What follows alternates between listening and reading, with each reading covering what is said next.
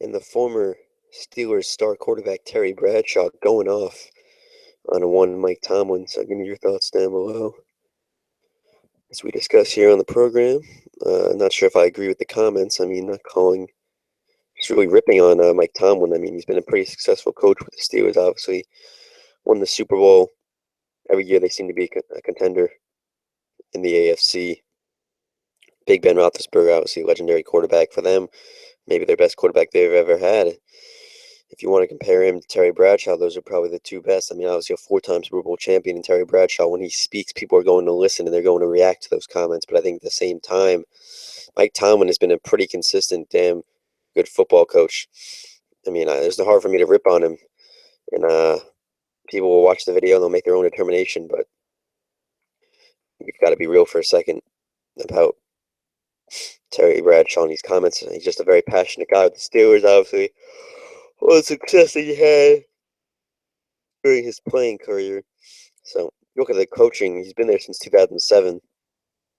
They've had the championship in 2008. Obviously, AFC champions in 2010.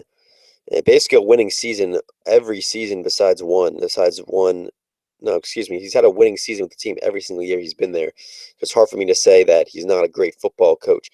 10-6, 12-4, 9-7, 12-4, 12-4, 8-8, 8-8, 11-5, 10-6, 9-5 this season. So I'm not going to whip on Mike Tomlin because I think he is a great football coach. Obviously, maybe you want him to get another Super Bowl ring, but at the same time, it's so hard to win Super Bowls.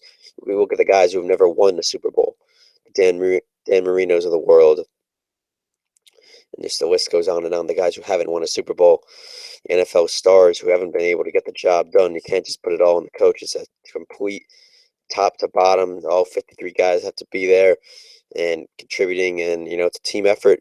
It all comes together at the end of the season.